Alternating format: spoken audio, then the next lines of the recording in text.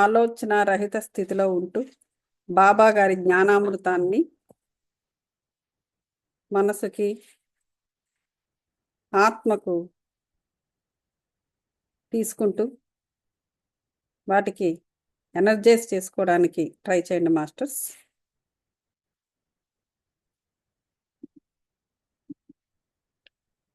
మనము నిన్న క్లాస్లో ఏం చెప్పుకున్నాము? నారదీయ కీర్తన పద్ధతి అంటే దాస మహాగణునికి ఏ విధంగా బాబా గారు హరికథ కాలక్షేపం చేయడానికి, హరికథలు చెప్పడానికి ఏ విధంగా తనని తీర్చిదిద్దారనే విషయం మనం మాట్లాడుకున్నాం. ఈరోజు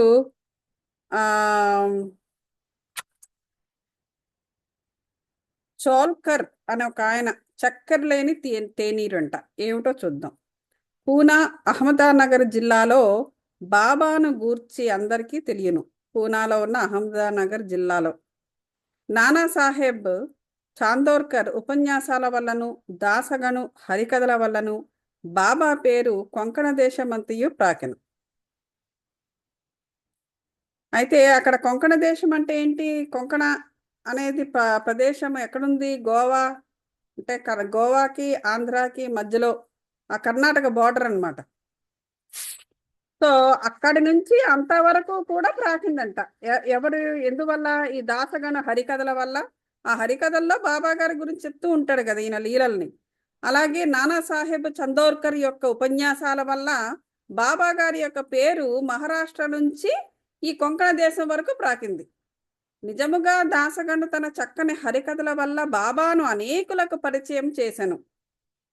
హరికథలు వినుటకు వచ్చిన వారికి అనేక ఖర్చులుండును. కొందరు హరిదాస గారి పాండిత్యములకు సంతసించెదరు.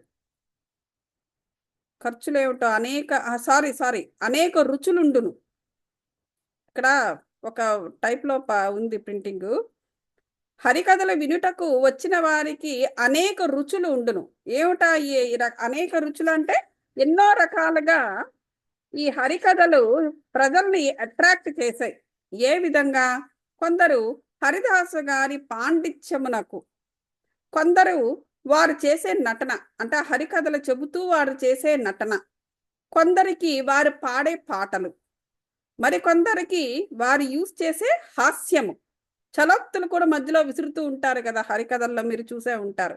అలాగే చమత్కారము, మరికొంతమందికి సంతోషంగా అనిపించేదట ఆ హరికథలు వింటూ ఉంటే, దాసగను చెబుతున్న హరికథలు వింటూ ఉంటే.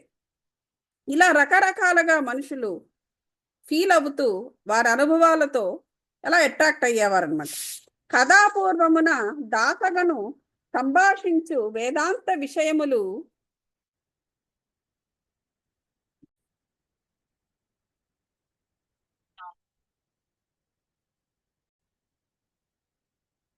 కాబట్టి ఇలా రకరకాలుగా అక్కడ వారి చెప్పే కథలకి ప్రజలు అట్రాక్ట్ అవుతూ ఉండేవారు. అసలు కథలు వినుటకు అసలు కథ వినడానికి కొంతమంది వచ్చేవారు. వచ్చిన వారిలో చాలామందికి మాత్రమే భగవంతుని యందు గాని యోగుల యందు గాని ప్రేమ విశ్వాసములు కలుగును. కానీ దాసగను యొక్క హరికథలు వినులవారుల మనస్సులపై కలుగు ప్రభావము అతి సమ్మోహనకరంగా ఉండేది. ఇచ్చట ఒక ఉదాహరణ ఇచ్చేదాము. అది ఇక్కడ ఏంటంటే, ఎంతోమంది ఇక్కడ ఏంటి చూడండి, వచ్చిన వారిలో చాలా కొద్ది మందికి మాత్రమే, చాలా కొద్ది మంది అంటేనే తక్కువ, అందులో చాలా కొద్ది మంది అంటే ఇంకా తక్కువ అని అర్థము. అక్కడికి వచ్చిన వాళ్ళందరికీ కూడాను భగవంతునికి యోగులకు అట్రాక్ట్ అయ్యేవారు కాదు. వారి వారి వారి అది చాలా కొద్ది మంది మాత్రమే. వచ్చిన వారందరూ కూడా ఆ యోగిక్ ఇదిలోకి వెళ్ళేవారు కాదు. వచ్చేవారు, వినేవారు, ఏదో వెళ్ళిపోయేవారు. అందులో చాలా కొద్ది మంది మాత్రమే ఆ భగవంతుని యందు,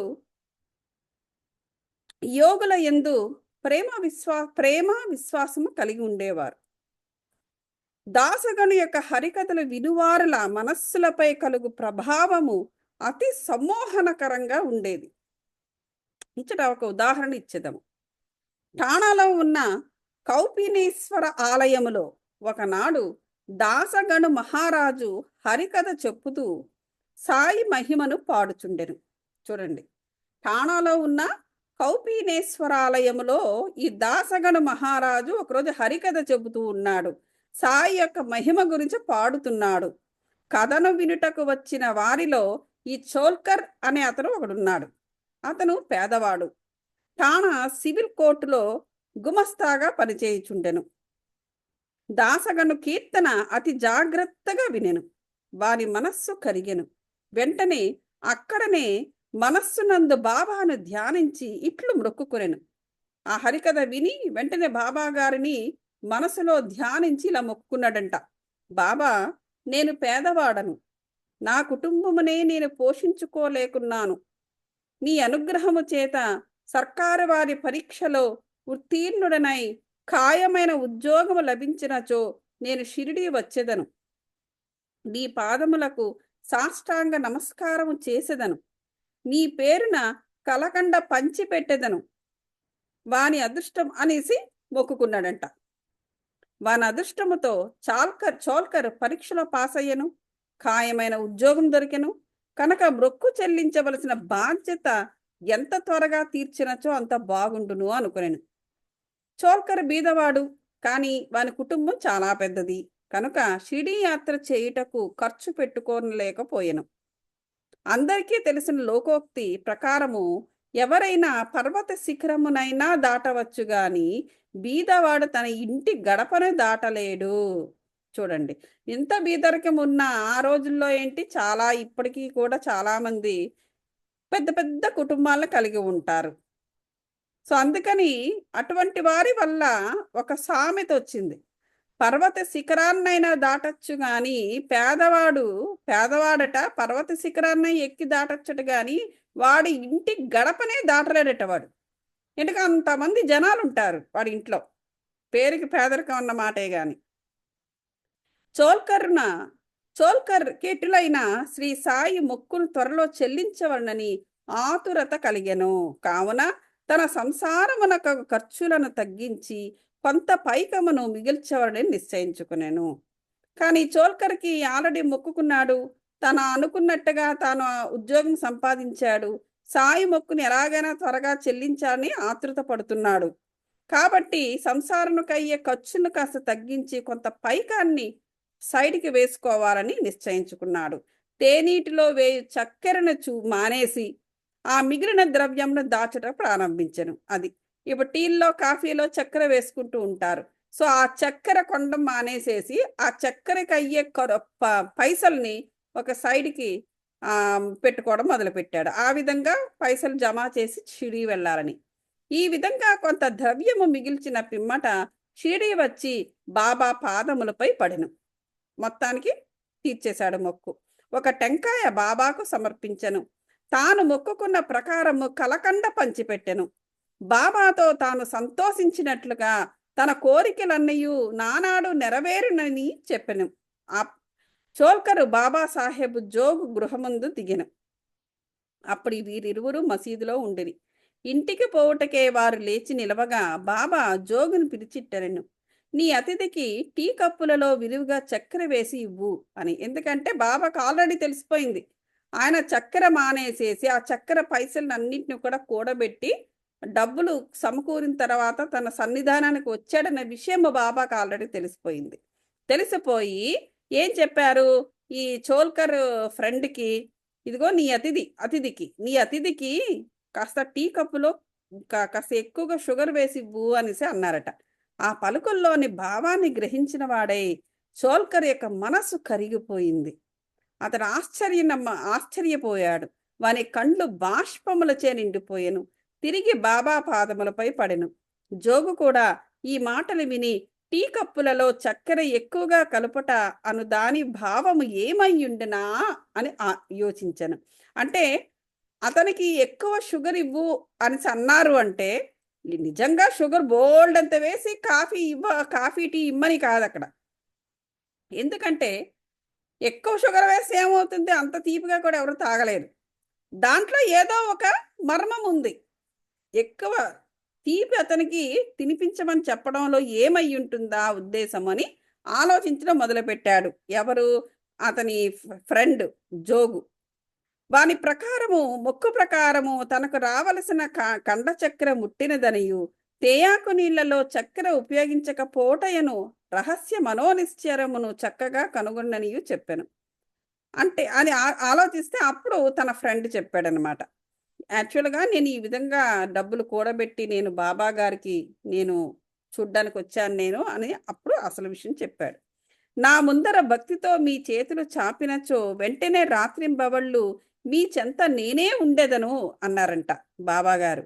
శరీరముతో నేనిచ్చట ఉన్నప్పటికీ సప్త సముద్రాల కబ్బముల మీరు చేయుచున్న పనులు నాకు తెలియను. ప్రపంచమున మీకిచ్చ వచ్చిన చోటకు పోవుడు నేను మీ చెంతనే ఉండెదను. నా నివాస స్థలము మీ హృదయమునందే గలదు. నేను మీ శరీరములోనే ఉన్నాను. ఎల్లప్పుడూ మీ హృదయములలోనూ సర్వజన హృదయమునందుగల నన్ను పూజింపుడు. ఎవ్వరు నన్ను ఈ విధంగా గుర్తించెదరో వారు ధన్యులు, పావనులు, అదృష్టవంతులు అని చెప్పేసి బాబాగారు చెప్పారు. ఈ ఉదాహరణ పురస్కరించుకొని అప్పుడు చెప్పారు బాబాగారు. సో నాకు అన్ని తెలుస్తాయి. నా ముందర భక్తితో మీరు చేతులు చాపితే చాలు, మీకోసం రాత్రింబవళ్ళు నేను శ్రమ పడతాను.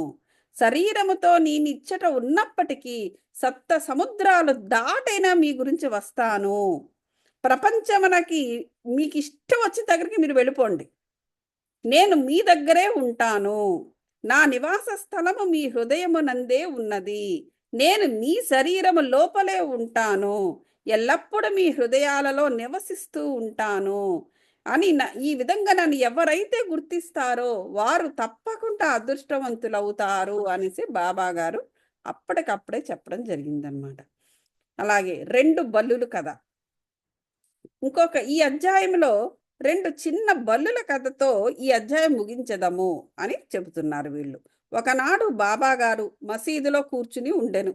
ఒక భక్తుడు బాబా ముందర కూర్చుని ఉండెను. ఒక బల్లి టిక్కు టక్కుమని ఏదో పలికింది. బల్లి శబ్దం చేసింది. కుతూహలమునకే ఆ భక్తుడు బల్లి పలికిన దానికి అర్థమేమని బాబాని అడిగాను. అది శుభశకునమా లేక అశుభమా అని కూడా ప్రశ్నించాను. అప్పుడు బాబా గారు ఇలా చెప్పారంట. చెల్లెలు ఔరంగాబాద్ నుండి తనను చూచుటకు వచ్చునని ఆ బల్లి ఆనందించుచున్నదని చెప్పారు బాబా గారు. భక్తుడు నిర్గాంతపోయాడు. ఆయన ఏదో సరదాగా ఏం మాట్లాడుతుండొచ్చు బల్లి అసలు అని చెప్పేసి అదేనా ఆ బల్లి యొక్క శబ్దము మంచిదా కాదా అని ఏదో అడిగాడు. అడిగితే బాబా గారు ఆయన కథ మొదలెట్టారు. వీడి చెల్లెలు వస్తోంది ఔరంగాబాద్ నుండి, సో అందుకోసము వీడి ఆనందంగా ఉన్నాడు అనేసి. భక్తుడు నిర్గాంతపోయి కాముగా ఊరుకున్నాడంట. ఏంటో అనేసి. సో బాబా పలికిన దాన్ని అతడు గ్రహించలేకపోయాను. వెంటనే ఈ లోపున ఔరంగాబాద్ నుండి ఎవరో గుర్రంపై సాయిబాబా దర్శనమునకై అప్పుడు షిరిడి వచ్చారు. అతడు ఇంకనూ కొంత దూరం పోవలసి ఉంది, కానీ వాని గుర్రము ఆకలితో ముందుకు పోలేకపోతుంది. సరే, గుర్రానికి ఉలవలు కావలసి ఉండెను. తన భుజము పైనున్న సంచిని తీసి ఉలవలు తీసుకుని వచ్చుటకై పోవునప్పుడు దాని లోపలున్న ధూళిని విదిలించాడు. ఎవరు? ఆ గుర్రబండి అతను. సో బాబా గారిని దర్శించడానికి ఎవరో ఔరంగాబాద్ నుండి వచ్చారు. అయితే వాళ్ళు ఇంకా బాబా గారిని దర్శించి ఇంకా ముందుకు పోవలసి ఉంది. అయితే ఈ లోపల వాళ్ళ గుర్రానికి అక్కడ తిండి పెట్టాల్సి వచ్చింది, ఉలవలు.